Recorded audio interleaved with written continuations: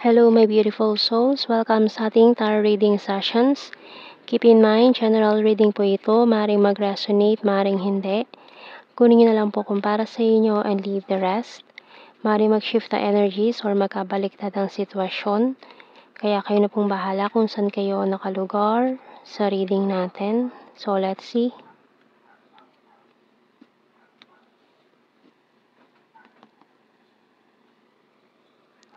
Seven of Wands, Knight of Wands, Four of Swords, Strength card, Ten of Swords, Eight of Pentacles, the King of Pentacles, and the Eight of Cups,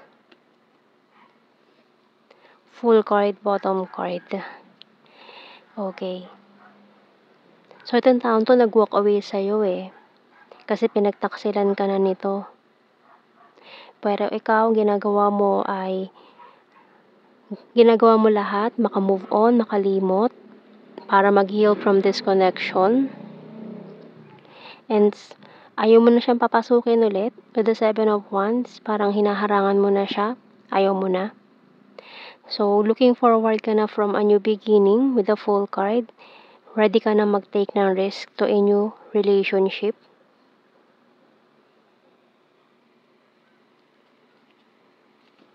So, tingnan natin.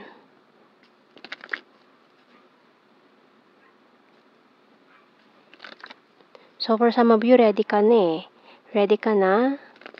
Parang nakapag-heal ka na from the past. Ready ka na pumasok sa isang bagong simula, new beginning, new relationship, or kung ano man itong gusto mong bagong simulan ngayon, 2024.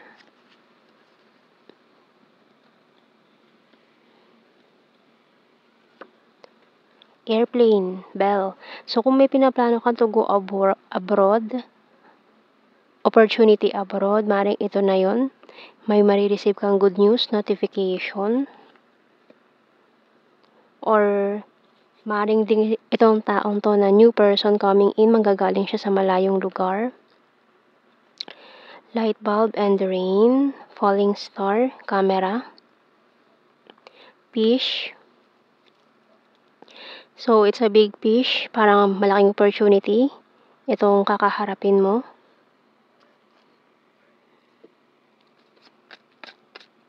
So, ready ka na ba tanggapin itong mga ito? Mga bagong pagsubok, bagong opportunity. I hate my pride and ego. Please accept my cup of love. You're my twin flame. Sorry, I'm wasted. I want you back. So, itong person mo from the past, mukhang babalik pa to. I want solid foundations. Feeling left out in the cold. I can't decide, and honest to you.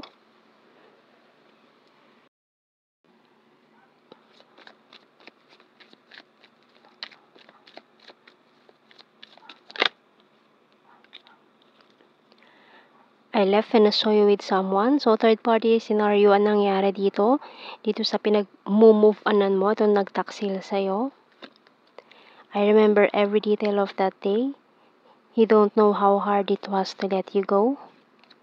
Sometimes I stay awake thinking about you. I feel you leaving me behind. You speak to me through music. It was my fault, but I blamed you.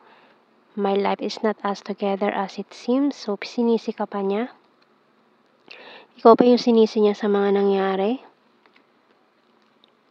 I know I was a distraction from your pain.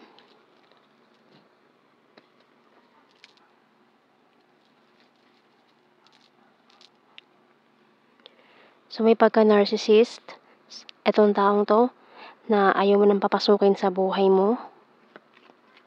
Tingnan natin sa initials. Letter A, O, E, K, Z, Q, V, R, F, I, bottom card.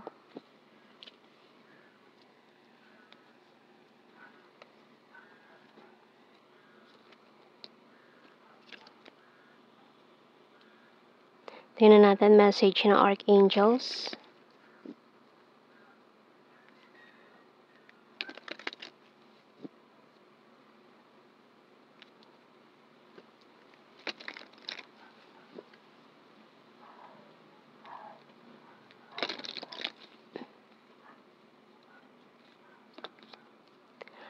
Beloved One by Archangel Chamuel, I'm helping you with your spiritual soulmate relationship.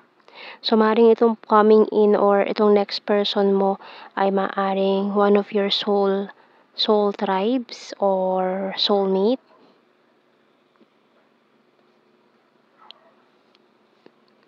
Pero itetest ka pa nitong past mo eh. Maring karmic mo to eh. And this is a twin flame. Itong coming in mo. Kasi usually, mas unang dumarating ang karmic kaysa ka sa twin flame. Usually, ganun. Pero not all. Pero minsan kasi sabay sila eh. So, tingnan natin sa blue card. Manifestation. Another soulmate card. And confessions.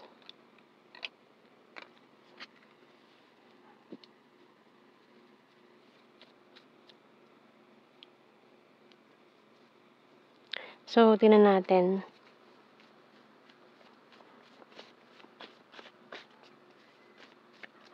Mirror card.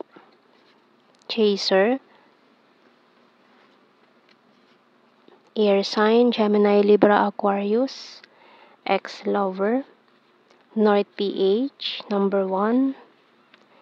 Full of charisma, number 9. Has a dirty sense of humor, smart. Weird. Runner card, Dimple. South PH, Aquarius. Visayas. Sarcastic and March. Lake. Mountain. Taurus. Fire sign, Aries, Leo, Sag. Selfiholic. Twin flame again. Quiet person. Perfect smile. Gemini, travel. Long distance. So, maaaring travel ito for some of you. Long distance ang magiging sitwasyon yung dalawa. Future lover. October. Caring. Number 3 and city. So, yan ang ating reading, my beautiful souls. Thank you for watching. Take care and God bless. See you in our next reading, guys. Bye-bye.